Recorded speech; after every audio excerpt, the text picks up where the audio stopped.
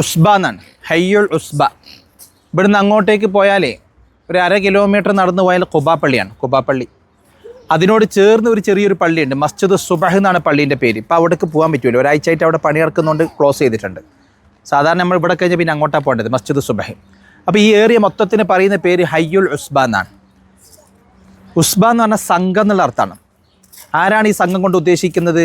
അത് മറ്റാരുമല്ല, മക്കത്തുനിന്ന് ഇവിടത്തേക്ക് വന്ന സ്വഹാബികളാണ്, മുഹാജിറുകൾ. നബി സല്ലല്ലാഹു അലൈഹി വസല്ലമ തങ്ങൾ മക്കയിൽ നിന്ന് മദീനയിലേക്ക് വരുന്നതിൻ്റെ ഏകദേശം 2 വർഷം മുമ്പ് അന്ന് ഇവിടെ താമസിച്ചിരുന്ന 2 പ്രധാനപ്പെട്ട ഗോത്രങ്ങളുണ്ട്, ഔസും ഖസറജും. 2 മുസ്ലിം ഗോത്രങ്ങളാണ്, പ്രധാനപ്പെട്ട ഗോത്രമാണ്. അവരാണ് ഈ ഖുബ ഉൾപ്പെടെയുള്ള ഈ പ്രദേശം മൊത്തം അവരെ കയ്യിലാണ്. പക്ഷെ 2 ചേരിയാണ്, പരസ്പരം സംഘർഷത്തിലും അക്രമത്തിലും കൂടിയാണ് അവർ. റസൂലുള്ളാഹി തങ്ങൾ വന്നതിന് ശേഷമാണ് അവരുടെ ഇടയിലുള്ള പ്രശ്നങ്ങളൊക്കെ പരിഹരിച്ചതും അവർക്കിടയിൽ ഐക്യമൊക്കെ ഉണ്ടാക്കിയത്. അത് വലിയൊരു കഥയാണ്, നമ്മളിപ്പോൾ അങ്ങോട്ട് കിടക്കുന്നില്ല. ഏതായാലും ഈ 2 ഗോത്രത്തിൽപ്പെട്ട 12 ആൾക്കാർ അസ്അദ് ബിൻ സുറാറ റളിയല്ലാഹു എന്ന് പറയുന്ന സ്വഹാബിയുടെ നേതൃത്വത്തിൽ മക്കയിലേക്ക് പോവുകയാണ്. പോകുന്നത് ഒരു ഹജ്ജിൻ്റെ സമയത്താണ്. അന്ന് ഹജ്ജുമായി ബന്ധപ്പെട്ട് നബി തങ്ങൾ മിനായിലാണ്. മിനായിൽ കല്ലെറിയുന്ന ജംറ കണ്ടില്ലേ? അതിൻ്റെ അടുത്തൊരു പള്ളിയുണ്ട്, മസ്ജിദുൽ ബൈഅ എന്ന് പറഞ്ഞൊരു പള്ളി. മസ്ജിദുൽ ബൈഅ, പഴയ ഒരു ചെറിയൊരു പള്ളിയാണ്. ബൈഅത്ത് നടന്ന സ്ഥലമാണ് അവിടെ. ആരുമായിട്ടാണ് ബൈഅത്ത് നടന്നത്? ഇവിടുന്ന് പോയ ഈ 12 ആളുകളുമായിട്ടാണ് ബൈഅത്ത്. 2 കാര്യമാണ് ബൈഅത്ത്. ഒന്ന്, നബി സല്ലല്ലാഹു അലൈഹി വസല്ലമ തങ്ങളും തങ്ങളെ അനുയായികളും മക്കയിൽ അനുഭവിക്കുന്ന പീഡനങ്ങൾ ചെറുതൊന്നല്ല, ഖുറൈശികളുടെ ഭാഗത്തുനിന്ന്. അങ്ങനെയാണല്ലോ തങ്ങൾക്ക് അങ്ങോട്ട് വന്നത്. അതുകൊണ്ട് ഇവർ പറയുകയാണ്, എന്തിനാണ് നബിയെ തങ്ങൾ ഇതെല്ലാം സഹിച്ച് നിൽക്കുന്നത്? അതുകൊണ്ട് തങ്ങൾ ഇങ്ങോട്ടേക്ക് വരൂ, ഞങ്ങളുടെ നാട്ടിലേക്ക് വരൂ, നിങ്ങൾക്ക് ഞങ്ങൾ എല്ലാ നിലക്കുള്ള സംരക്ഷണങ്ങൾ നൽകാം, ഞങ്ങൾ സംരക്ഷിക്കാം. നിങ്ങൾ ഇവരെ ഈ അക്രമവും ഇവരെ കുത്തുവാക്കും ഇവരെ ചീത്തയും പരിഹാസവും സഹിച്ച് ഇവിടെ വല്ല നിൽക്കേണ്ട ആവശ്യമുണ്ടോ? അതുകൊണ്ട് തങ്ങൾ ഇവിടത്തേക്ക് വരുമ്പോൾ തങ്ങളെ അടക്കം ഞങ്ങൾ സംരക്ഷിക്കും. അതാണ് ഒരു ബൈഅത്ത്, ഒരു കരാർ. മറ്റൊരു കരാറ്, ഈ നാട്ടിൽ ഇസ്ലാമിക പ്രബോധനം എത്തിയിട്ടില്ല. ഇവിടെയുള്ള ആളുകൾക്ക് ഇസ്ലാം എന്തെന്ന് അറിഞ്ഞൂടാ. വിശുദ്ധ ഖുർആൻ ഇറങ്ങിയിരിക്കുന്നത് മക്കയിലാണ്, ജബലുന്നൂറിലാണ്. അത് അവിടെ ഒതുങ്ങിക്കൂടുകയാണ്. അത് മക്കയുടെ പുറത്തേക്ക് പ്രചരിപ്പിക്കപ്പെടണം. അഭിഷേനിയിലൊക്കെ സഹാബത്ത് പോയി പ്രചാരണം തുടങ്ങിയിട്ടുണ്ട്.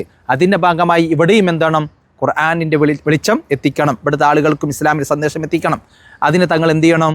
ഞങ്ങൾക്കതിന് പ്രാപ്തരായ ആളുകളെ ഞങ്ങൾ കൂടെ അയക്കണം ഞങ്ങളുടെ നാട്ടിലേക്ക്. അങ്ങനെയാണ് മഹാനായ മുസ്അബ് ബിൻ ഉമൈർ റളിയല്ലാഹു അൻഹുവിനെ വിളിച്ചിട്ട് പറഞ്ഞത്, മുസ്അബ് തങ്ങളെ, ഇവർ യശ്രിബുകാരാ, നിങ്ങൾ യശ്രിബിലേക്ക് പോകണം. എൻ്റെ വല്യപ്പാൻ്റെ നാടാണ് ഏത്? യശ്രിബ്. ആരാ വല്യപ്പ? സുൽത്താൻ്റെ വല്യപ്പാരാ? അബ്ദുൽ മുത്തലിബ്. അബ്ദുൽ മുത്തലിബ് എന്നവരുടെ നാടാണ്. അബ്ദുൽ മുത്തലിബ് ജനിച്ചത് എവിടെയാണ്? നിങ്ങളെല്ലാം എന്നോട് പറഞ്ഞ് ഞങ്ങൾ യൂട്യൂബ് കണ്ടിരുന്നു, നിങ്ങളെ ക്ലാസ് ഞങ്ങൾ കേട്ടിരുന്നു, യൂട്യൂബിൽ ഞാൻ പറയണ്ടല്ലോ. അതൊക്കെ കേട്ടിട്ട് ഇപ്പോൾ ചോദിക്കുമ്പോൾ മുണ്ടാണ്ടിക്ക. ഇവിടുന്ന് കല്യാണം കഴിച്ച് അവർ രസകരമായ കല്യാണമാണ് അല്ലേ? അതിലേക്ക് പറയുന്നുണ്ട്, ആരും അറിയാത്ത, നാട്ടുകാരൊന്നും കൂടാത്ത കുടുംബക്കാർ മാത്രം അറിഞ്ഞൊരു കല്യാണമായിരുന്നു. അതിന് അങ്ങനെ രഹസ്യമാക്കി വെച്ചത് അബ്ദുൽ മുത്തലിബിൻ്റെ കല്യാണമല്ല. അബ്ദുൽ മുത്തലിബ് എന്നവരുടെ ഉപ്പ ഹാഷിം, അവരിവിടെ നിന്നാണ് കല്യാണം കഴിച്ചത്. റസൂലുള്ളാഹിന്റെ വല്യപ്പയാണ് ആര്? ഹാഷിം. ഹാഷിമിൻ്റെ മകനാണ് അബ്ദുൽ മുത്തലിബ്. അബ്ദുൽ മുത്തലിബിൻ്റെ മകനാണ് അബ്ദുള്ള. അവരുടെ മകനാണ് മുത്തലിബി സല്ലല്ലാഹു അലൈഹി വസല്ലമ. അപ്പോൾ റസൂലുള്ളാഹിന്റെ 2ാമത്തെ വല്യപ്പയാണ് ആര്? ഹാഷിം. 1ാമത്തെ വല്യപ്പ അബ്ദുൽ മുത്തലിബ്, 2ാമത്തെ വല്യപ്പാണ് ഹാഷിം. ഈ ഹാഷിം കല്യാണം കഴിച്ച നാട് ഇവിടെയാണ്. അതിലുണ്ടായ ഏക പുത്രനാണ് ആര്? അബ്ദുൽ മുത്തലിബ്. അന്നിട്ട് പേരെന്തായിരുന്നു? ഷൈബാൻ. പിന്നെ ഈ അബ്ദുൽ മുത്തലിബ് എന്നുള്ള പേര് എങ്ങനെയാണ് വന്നത്? 6 വയസ്സ് പ്രായമായ സമയത്ത് ആര് മരണപ്പെട്ടു? ഉപ്പ മരണപ്പെട്ടു മക്കയിൽ വെച്ച്. ഉപ്പ മരണപ്പെട്ടാൽ പിന്നെ ആരായി? യതീമായി. അവൻ യതീമായ മോനാണ് ആര്? ഈ കുട്ടി. പേരെന്താണ്? ഷൈബാൻ. അങ്ങനെ 6 വയസ്സ് പ്രായമുള്ള സമയത്താണ് മക്കത്ത് നിന്ന് കച്ചവടത്തിന് ആൾക്കാർ ഇവിടെ വരുന്നത്. അങ്ങനെ ചന്തയിൽ വെച്ച് ഉമ്മാൻ്റെ കൂടെ കുട്ടീനെ കണ്ടപ്പോൾ ആരുടെ മുഖച്ചായ ഉണ്ട് കുട്ടിക്ക്? ഹാഷിമിൻ്റെ മുഖച്ചായ ഉണ്ട്. അപ്പോൾ ഇവർ അഭിപ്രായപ്പെടുകയാണ്, ഇത് നമ്മുടെ മക്കത്ത് ഹാഷിമിൻ്റെ അതേ മുഖച്ചായുള്ള കുട്ടിയാണല്ലോ, ഹാഷിമായിട്ട് എന്തെങ്കിലും ഒരു ബന്ധമുണ്ട്. കാരണം ഹാഷിം ഇവിടെ വന്ന് കൂടുന്ന ആളാണെന്നും ഇവിടെ കച്ചവട ആവശ്യാർത്ഥം വരുത്തുണ്ടെന്നൊക്കെ മക്കാർക്ക് അറിയുന്ന വിഷയമാണ്. ഈ കല്യാണം കഴിച്ച വിഷയം ഇവർക്ക് അറിയില്ല. അങ്ങനെയാണ് കച്ചവടം കഴിഞ്ഞ് മക്കയിലെത്തിയിട്ട് ചോദിക്കുന്നത് ആരോട്? സ്വന്തം അനിയനോട്, മുത്തലിബിനോട്. അപ്പോൾ മുത്തലിബിനോട് പറയുകയാണെന്ന്, ആ ബന്ധത്തിലൊരു മോനുണ്ട്, കുട്ടിക്ക് വയസ്സ് 6 ആയിട്ടുണ്ട്. അങ്ങനെയാണ് മുത്തലിബ് കുട്ടീനെ അന്വേഷിച്ച് ഇവിടെ വരുന്നത്. മുത്തലിബ് കേട്ടോ, അബ്ദുൽ മുത്തലിബ് അല്ല, മുത്തലിബ്. അങ്ങനെ ഇവിടെ വന്ന സമയത്ത് കുട്ടിയുടെ സംരക്ഷണം ഏറ്റെടുക്കേണ്ടി വന്നു. ഉമ്മൻ്റെ ആൾക്കാർ പറഞ്ഞു, ബാപ്പൻ്റെ ആൾക്കാർ ആരും തിരിഞ്ഞു നോക്കിയിട്ടില്ല ഇത്രയും നാൾ, അതുകൊണ്ട് ഞങ്ങൾക്ക് മാത്രമല്ല നിങ്ങൾക്ക് അവകാശപ്പെട്ടതാണ്, കുട്ടീനെ നോക്കണം. അങ്ങനെയാണ് മുത്തലിബ് തൻ്റെ ഒട്ടകപ്പുറത്തിരുത്തിയിട്ട് കുട്ടീനെ മക്കത്തേക്ക് കൊണ്ടുപോകുന്നതും. പിന്നെ ഈ കുട്ടി വളരുന്നത് എവിടെയാണ്? മക്കയിലാണ്. എല്ലാവർക്കും വളരെ ഇഷ്ടപ്പെട്ട കുട്ടിയാണ്. കുട്ടികളെ കൂട്ടത്തിൽ വ്യത്യസ്തമായ സ്വഭാവം പെരുമാറ്റവുമാണ്. അങ്ങനെയാണ് മുത്തലിബിൻ്റെ മരണശേഷം മക്കയുടെ അധികാരം ആർക്ക് കിട്ടിയത്? ഈ കുട്ടിക്ക് കിട്ടിയത്. സത്യത്തിൽ മുത്തലിബിൻ്റെ മരണശേഷം മക്കയുടെ അധികാരം ആർക്കാണ് കിട്ടേണ്ടത്? മുത്തലിബിൻ്റെ മക്കൾക്കാ. പക്ഷേ കൊടുത്തില്ല. എല്ലാവരും ഐക്യകണ്ഠേന അഭിപ്രായപ്പെട്ടത് ആരെയാണ്? ഈ കുട്ടീനെയാണ്, ഈ വളർത്തുപുത്രനെ. അപ്പോൾ മുത്തലിബ് വളർത്തിയത് കൊണ്ട് മക്കൾക്കാരിട്ട പേരാണ് ഏത് പേര്? അബ്ദുൽ മുത്തലിബ്, മുത്തലിബിൻ്റെ അടിമ. സത്യത്തിൽ അടിമല്ല, വളർത്തുപുത്രനാണ്. ഒറിജിനൽ പേര് ഷെയ്ബാൻ എന്നാണ്, ഷെയ്ബാൻ. ഏതായാലും അങ്ങനെ ഒരു ബന്ധമുണ്ട്. അതുകൊണ്ട് റസൂല പറയാണ്, എൻ്റെ വല്യപ്പാൻ്റെ നാടാണ്, അതുകൊണ്ട് മുസ്അബ് തങ്ങളെ ഇവർ അവിടെ നിന്ന് വന്നത് ഇസ്ലാമിൻ്റെ സന്ദേശം ഇവരെ നാട്ടിലെത്തിക്കണം, അതിന് വേണം ആളെ വേണമെന്ന് പറഞ്ഞുകൊണ്ടാണ് ഇവർ വന്നിരിക്കുന്നത്. ഞാൻ നിങ്ങളെയാണ് കാണുന്നത്, അവിടത്തേക്ക് പ്രബോധനത്തിന് വേണ്ടി അയക്കാം, അങ്ങോട്ട് നിങ്ങൾ പോകണം. മുസ്അബ് റളിയല്ലാഹു തആല അൻഹു തയ്യാറായി. അങ്ങനെ അവർ വരികയാണ്. ആ വന്ന സമയത്ത് മഹാനായി മുസ്അബ് റളിയല്ലാഹു തആല അൻഹു ഇവിടെ വന്ന് മദീനക്കാർക്ക് ക്ലാസ് എടുത്തു കൊടുത്ത സ്ഥലമാണ് ഈ സ്ഥലം. അതിനുശേഷം മക്കയിലെ പീഡനം വർദ്ധിച്ചപ്പോൾ തങ്ങൾ ഹിജ്റ പോകാൻ ആവശ്യപ്പെട്ടു. തങ്ങൾ അവിടെ തന്നെ നിൽക്കുകയാണ്, എല്ലാം സഹിച്ചുകൊണ്ട്. തങ്ങൾ ജനങ്ങളോട് പോകാൻ പറയണേ. അങ്ങനെയാണ് ഉസ്മാൻ ബിൻ അഫ്ഫാൻ റളിയല്ലാഹു അൻഹുവിൻ്റെ നേതൃത്വത്തിൽ ഒരു സംഘം എവിടത്തേക്ക് പോയത്? ഇത്യോപ്യയിലേക്ക് പോയത്. ഒരു സംഘം ഇവിടത്തേക്കും വന്നു. ആ സംഘം വന്നത് ഈ തോട്ടത്തിലേക്കാണ്. അങ്ങനെ അന്ന് അവർക്ക് താമസിക്കാൻ വേണ്ടി ടെൻറ്റുകളാണ് കിട്ടിയത്, വീടുകളെല്ലാം.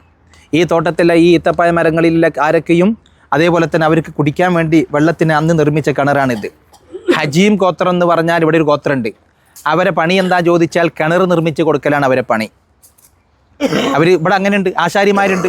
വീടുകളിലേക്ക് ആവശ്യമായ ഫർണിച്ചറുകൾ ഈത്തപ്പന കൊണ്ട് മുറിച്ച് ആവശ്യമായ ഫർണിച്ചർ ഉണ്ടാക്കി കൊടുക്കുന്ന ഒരു വിഭാഗം ആൾക്കാരുണ്ട്, ആ തൊഴിൽ ചെയ്യുന്നവർ. അതേപോലെ കല്ല് വെട്ടുന്ന ആൾക്കാരുണ്ട്, വള്ളം കോരികളുണ്ട്. പണ്ടൊക്കെ നമ്മളെ നാടുകളിലൊക്കെ കടകളിലൊക്കെ 2 ടിന്നിങ്ങനെ കെട്ടിയിട്ട് ഒരു മുള വെച്ചിട്ട് ഇങ്ങനെ വള്ളേറ്റി പോകുന്നു, അതില്ലേനോ ഉണ്ടായിരുന്നു. എൻ്റെയൊക്കെ നമ്മളൊക്കെ ചെറുപ്പത്തിൽ നമ്മളെ വയനാട്ടിലൊക്കെ ഉണ്ട്. അതേപോലെ ഇവിടെ ഉണ്ടായിരുന്നു. ഇവിടെ ഒരു തോട്ടമുണ്ട്, ഇപ്പോൾ അത് അടച്ചത് കൊണ്ടാണ് നമ്മൾ പോവാത്തത്. ഒരു തോട്ടമുണ്ട്, ആ തോട്ടത്തിലുണ്ട് ആ 2 ടിന്നും ആ ഇതും ഇപ്പോഴും ഉണ്ട്. പണ്ട് മദീനക്കാർ വള്ളം കോരിയത്, അതൊരു ഓരോ പുരാവസ്തുക്കളുടെ കൂട്ടത്തിൽ അതും വെച്ചിട്ടുണ്ട്. അപ്പോൾ അങ്ങനെ വള്ളം കോരികൾ ആ കൂട്ടത്തിൽ ആരുമുണ്ട്? കിണർ നിർമ്മിച്ച് കൊടുക്കുന്ന ആളുകളുമുണ്ട്. അവർ ഹജീം ഗോത്രക്കാരാ. അവരെ കൊണ്ട് ഇവിടെ ഒരു കിണർ നിർമ്മിപ്പിച്ചു. ഇവിടെ വരുന്ന സഹാബത്തിന് വെള്ളം കുടിക്കാൻ വേണ്ടി നോക്കി, ആ കിണറാണത്. ആ കിണറിൻ്റെ പേരെന്താണ്? ബീർ ഹജീം. ഹജീം ഗോത്രക്കാരുണ്ടാക്കിയത് കൊണ്ടാണ്. പക്ഷേ സാധാരണ അവർ കിണറുണ്ടാക്കുമ്പോൾ എന്താക്കും? പൈസ വാങ്ങും, കൂലിയൊക്കെ പറഞ്ഞ് ഉറപ്പിച്ചിട്ടാണ്. ഒരു കിണർ കുത്തിയാൽ എത്ര താഴ്ചയിലാണോ ഇത്ര സ്ക്വയർ ഫീറ്റിന് ഇത്ര പൈസ എന്ന് കണക്കാക്കിയിട്ടാണ്. പക്ഷേ ഈ ഒരു കിണറിന് അവരെന്ത് വാങ്ങിയില്ല? കൂലി വാങ്ങിയില്ല. കാരണം ഇതാർക്ക്? മക്കയിൽ നിന്ന് വരുന്ന അഭയാർത്ഥികൾക്കാണ്. അവരെ ഇഷ്ടപ്പെടുകയും സ്നേഹിക്കും, അവർക്ക് വേണ്ടി എല്ലാ ഒത്താശ ചെയ്തു കൊടുക്കേണ്ടത് നമ്മളാ. പിന്നെ പൈസ വാങ്ങാൻ പറ്റും? ആ നിലക്ക് സൗജന്യമായി നിർമ്മിച്ചു കൊടുത്ത കിണറായതുകൊണ്ട് അവരെ പേരിലാണ് ഇതറിയപ്പെടുന്നത്. ഇന്ന് ഹാഷിം എന്ന പേരുള്ള ഒരാളെ തോട്ടവും കിണറാണ്, അയാളെ പേരാണ് അവിടെ എഴുതി വെച്ചിട്ടുള്ളത്. ഏതായാലും മദീനയിൽ ഇസ്ലാമിൻ്റെ പ്രബോധനത്തിൻ്റെ ആരംഭം ഇവിടെ വെച്ചാണ്. നമ്മളെ നാട്ടിലേക്കൊക്കെ പണ്ട് കാലത്ത് നമ്മളെ വല്യാപ്പാരൊക്കെ മദ്രസയിൽ പോയിട്ടാണ് പഠിച്ചത് ദീന് അല്ല, പിന്നെ ഓത്തുപള്ളിയിലാണ്. അതുപോലത്തെ ഒരു ഓത്തുപള്ളിയാണ്. ഈ ഓത്തുപള്ളി സംസ്കാരം നമ്മുടെ നാട്ടിലേക്ക് കേരളത്തിലേക്ക് വന്നത് മദീനത്ത് നിന്നാണ്. കുറേ കാലങ്ങളോളം ഈ പള്ളി എങ്ങനെ ഉണ്ടായെന്ന് ചോദിച്ചാൽ ഫ്ലക്സിൽ അതാ കാണുന്നു നോക്കി, അതുപോലെ തന്നെ ഉണ്ടായിരുന്നത്. ഇപ്പോൾ ഈ അടുത്താണ് പൊളിച്ച് ഈ ചുമര് കെട്ടിയതും. ഈ ചുമരിൻ്റെ മോൾ കണ്ട ഈ മേൽക്കൂര ഇത് നമ്മൾ കാണേണ്ടതാണ്. നബി സല്ലല്ലാഹു അലൈഹി വസല്ലമ തങ്ങൾ മദീനയിൽ വന്ന സമയത്ത് ആദ്യം നിർമ്മിച്ച പള്ളി കൊബയാണ്. ഇൻഷാല്ലാ നാളെ നിങ്ങൾ ഉസ്താദിൻ്റെ കൂടെ പോകുമ്പോൾ അവിടെ പോയി നിസ്കരിക്കും. അതിൻ്റെ മഹത്വക്ക് ഉസ്താദ് നാളെ അവിടെ വെച്ച് പറഞ്ഞു തരും. രണ്ടാമത്തെ തങ്ങൾ നിർമ്മിച്ച പള്ളിയാണ് മദീന പള്ളി. ആ മദീന പള്ളിയും ഖുബാ പള്ളിക്ക് അതിൻ്റെ മേൽക്കൂര ഈ രൂപത്തിലാണ്. ഈത്തപ്പനൻ്റെ മട്ടലുകൾ കണ്ട അങ്ങനെ ഒന്ന് കുനിഞ്ഞു നോക്കി കണ്ടില്ലേ? അടിഭാഗം ചേർത്തി വെച്ചിട്ട് അതിൻ്റെ മേലെ ഓല ഇട്ടിട്ട്, ഈ ഒരു രീതി പഴയ കാലത്തെ രീതിയാണ്. ആ രീതിയിലാണ് ഇത് നിർമ്മിച്ചിരിക്കുന്നത്. പണി കഴിഞ്ഞിട്ടില്ല, അതുകൊണ്ടാണ് ഇത് തുറക്കാത്തത്. തുറന്നു കഴിഞ്ഞാൽ നമുക്ക് ഇതിനകത്ത് തന്നെ കയറി നിസ്കരിക്കാം. ഇതിൻ്റെ മുമ്പൊക്കെ നമ്മൾ വന്ന സമയത്തിനകത്ത് നിസ്കരിച്ചതാണ്. ഇപ്പോൾ ഈ ഒരു പണി നടക്കുന്നത് കൊണ്ടാണ് എന്താക്കാത്തത്, ഇത് തുറക്കാത്തത്. ഏതായാലും നമ്മൾ മനസ്സിലാക്കേണ്ടത് മദീനയിലുള്ള അന്നത്തെ മുസ്ലിമീങ്ങൾ ഇസ്ലാമിൻ്റെ ബാലപാഠം പഠിക്കുന്നത് ഈ പവിത്രമായ ഈ സ്ഥലത്ത് വെച്ചുകൊണ്ടാണ്. ഈ പള്ളിക്ക് നൂർ എന്നൊരു പേരുണ്ട്. അതിന് പറയപ്പെടുന്നത് നബി സല്ലല്ലാഹു അലൈഹി വസല്ലം മക്കത്ത് നിന്ന് ഹിജ്റ വന്ന വഴിയും കൂടിയാണിത്. തങ്ങളെ ഹിജ്റ റൂട്ടാണിത്. ഇതിങ്ങനെ പോയാൽ മുസ്ബഹിലേക്ക് എത്തും. മുസ്ബഹ് എന്ന് പറഞ്ഞാൽ അബൂബക്കർ സിദ്ദീഖ് തങ്ങളെയും റസൂലുള്ളാഹിനെയും മദീനക്കാരി സ്വീകരിച്ച് അവർക്ക് സുബഹി നിസ്കരിക്കാൻ വേണ്ടി സൗകര്യം ചെയ്ത് കൊടുത്ത ഒരു സ്ഥലമുണ്ട്. അവിടെ ചെറിയ ഇതേപോലെ കറുത്ത കല്ലുകൊണ്ട് കെട്ടിയ ഒരു കെട്ടുണ്ട്. അതിനാണ് മസ്ജിദ് സുബഹ് എന്ന് പറയും. ഇപ്പം അങ്ങോട്ട് പോകാൻ നമുക്ക് കഴിയുന്നില്ല. അവിടുന്ന് അങ്ങോട്ടാണ് ദഫ് മുട്ടിട്ട് സ്വീകരിക്കേണ്ടത്. 2 സ്ഥലത്ത് ദഫ് മുട്ടി സ്വീകരിച്ചിട്ടുണ്ട്. ഇവിടെയും സ്വീകരിച്ചിട്ടുണ്ട്, അതേപോലെ ഇവിടുന്ന് മദീനത്തേക്ക് പോകുമ്പോഴും സ്വീകരിച്ചിട്ടുണ്ട്. ഇൻഷാല്ലാ പിന്നീട് നമ്മൾ യാത്രയിൽ ആ സ്ഥലങ്ങളൊക്കെ കാണും. ഏതായാലും റസൂൽ ഹിജ്റ പോയ വഴിയാണ്. അന്ന് റസൂൽ മക്കത്ത് നിന്ന് ഹിജ്റ വരുമ്പോൾ ഇവിടെ ഇറങ്ങിയിട്ടാണ് അങ്ങോട്ട് പോയതെന്നാണ്.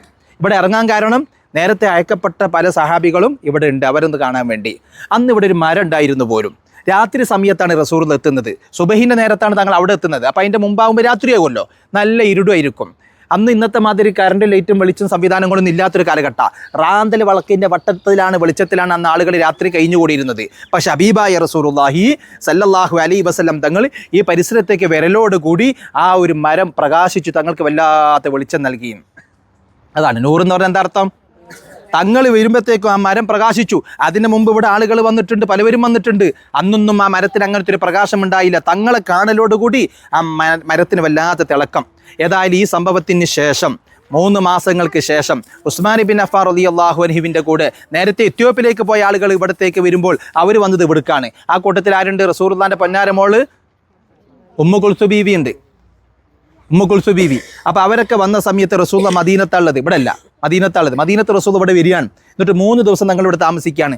അന്നും ഈ മരം പ്രകാശിച്ചെന്ന ചരിത്രം. അന്ന് 3 ദിവസത്തിൻ്റെ ഇടയിൽ ഒരു ദിവസം ഒരു ഗോത്രത്തിൽ ചെറിയൊരു തർക്കം ഉണ്ടായി. ആ തർക്കം പരിഹരിക്കാൻ വേണ്ടി തങ്ങളുടെ അടുത്തേക്ക് 2 ആളുകൾ വരികയാണ്. വന്ന് സംസാരിച്ച് പിരിഞ്ഞു പോകുമ്പോൾ ഇരുടായി. അവർക്കാണെങ്കിൽ അവർ വീട്ടിലേക്ക് പോകണമെങ്കിൽ തോട്ടത്തിന് വരമ്പത്ത് കൂടെ പോകണം, വെളിച്ചില്ലാതെ പോകാൻ കഴിയൂല. ചൂട്ട കത്തിച്ചിട്ടാണ് അക്കാലത്തൊക്കെ രാത്രി യാത്ര ചെയ്യല്, ചൂട്ടയില്ല. അവരിങ്ങനെ പോകാതെ നിൽക്കുകയാണ്. എന്ത് ചെയ്യും? അപ്പോൾ റസൂൽ അവരെ വിളിച്ചു അരികിലേക്ക്. എന്ത് നിങ്ങൾ പോകുന്നില്ല വീട്ടിലേക്ക്? സമയം കുറേ ആയില്ല. അപ്പോൾ അവർ പറഞ്ഞത്, നബിയെ, കാരക്കത്തോട്ടത്തിലൂടെ വേണം ഞങ്ങൾക്ക് പോകാൻ, ഞങ്ങളുടെ കയ്യിൽ ചൂട്ടില്ല, ഇത്ര വൈകും ഞങ്ങൾ അറിഞ്ഞില്ല. നേരത്തെ തങ്ങളെ കണ്ട് സംസാരിച്ച് നേരത്തെ വീട്ടിലെത്താമെന്നുള്ള നിലക്കാണ് ചൂട്ട് കരുതാതെ വന്നത്. പക്ഷേ ഇപ്പോൾ ചൂട്ടില്ലാണ്ട് പോകാൻ പറ്റാത്ത അവസ്ഥയാണ്, അങ്ങോട്ട് വരിയെന്ന് പറഞ്ഞ് അവരെ വിളിച്ച്. എന്താ റസൂൽ ചെയ്തത്? ആ മരത്തിൻ്റെ കൊമ്പെന്നൊരു കൊമ്പ് പൊട്ടിച്ചിട്ട്, ഇത് പ്രകാശിക്കും, ഇതിൻ്റെ വെളിച്ചത്ത് പോയിക്കോളി എന്ന് പറഞ്ഞു. മാഷാ അല്ലാ, അത് പ്രകാശിക്കുകയും ആ വെളിച്ചത്തെ അവർ നടന്ന് വീട്ടിലേക്ക് എത്തുകയും ചെയ്തു. ഇതാണ് പറഞ്ഞത്, ഇന്ന ബൈതൻ അൻത സാകിനുഹു ലൈസ മുഹ്താജൻ ഇല സുറുജി സല്ലി റബ്ബൽ ആലമീന അലാ സയ്യിദിൽ കൗനൈനി. തങ്ങൾ ഒരു വീട്ടിലേക്ക് വന്നാൽ പിന്നെ അവിടെ എന്തിൻ്റെ ആവശ്യമില്ല? അതല്ലേ ഉമ്മു ഹാനി റളിയല്ലാഹു അൻഹ പറഞ്ഞത്. ഉമ്മു ഹാനി റളിയല്ലാഹു തആല അൻഹ അവിടുത്തെ കമീസ് തുന്നിക്കൊണ്ടിരിക്കുകയാണ്, രാത്രിയാണ്. തുന്നിക്കൊണ്ടിരിക്കുന്ന സമയത്ത് കൈ നിന്ന് പോയി. ഇതിങ്ങനെ തിരയണമെങ്കിൽ ചൂട്ട് കത്തിക്കണം, ചൂട്ട് കത്തിക്കാൻ നിവൃത്തിയില്ല. തപ്പിക്കൊണ്ടിരിക്കുന്ന ആ സമയത്താണ് ആര് വീട്ടിലേക്ക് കയറി വന്നത്? ഹബീബായ. ആ സമയത്ത് അവിടുത്തെ പ്രകാശത്താൽ എന്ത് കണ്ടെടുക്കാൻ കഴിഞ്ഞു? അത്രക്ക്. അതുകൊണ്ടല്ലേ മദീനക്കാർ പാടിയത് എന്ത്? ത്വലഅൽ ബദ്റു അലൈനാ. എന്തായിട്ട് അർത്ഥം? ഞങ്ങളിൽ ചന്ദ്രൻ ഉദിച്ചു. റസൂലുള്ളാഹിനെ ചന്ദ്രനോട് ഉപപ്പെടുത്തിയിട്ടാണ് അവർ പാടിയത്. അത്രമാത്രം തിളക്കമുണ്ട് ആ ഹബീബായ പൊന്നാര മുഖം, ആ തിളങ്ങുന്ന വട്ടമുഖം നാളെ സ്വർഗ്ഗ പൊങ്കാവനത്തിൽ വെച്ച് നമുക്കൊക്കെ കാണണം. അള്ളാഹു തൗഫീക്ക് നൽകട്ടെ. നമ്മുടെ ഈ സിയാറത്തൊക്കെ അള്ളാഹു ആ നിലക്ക് കബൂലാക്കട്ടെ. പരിശുദ്ധമായ ഈ സ്ഥലത്ത് വന്ന് അവിടുത്തെ കാൽപാദം കൊണ്ട് അനുഗ്രഹീതമായ ഈ സ്ഥലത്ത് വന്ന് തങ്ങളെക്കുറിച്ച് പറഞ്ഞത്, നാളെ സ്വർഗത്തിൽ വെച്ച് ആ തിളങ്ങുന്ന മുഖം കാണാൻ പഠിച്ചവനെ ഞങ്ങൾക്കൊക്കെ നീ ഭാഗ്യം നൽകണം റഹ്മാനെ. ഈ നിൽക്കുന്ന ഉമ്മമാർക്കും ഉപ്പമാർക്കും ഹബീബായ തങ്ങളെ കൈ പിടിച്ച് മുത്താൻ, അവിടുത്തെ കാലിൻ്റെ ചുവട്ടിലൊന്ന് നിൽക്കാൻ ഞങ്ങൾക്ക് നീ ഭാഗ്യം നൽകണേ അല്ലാ.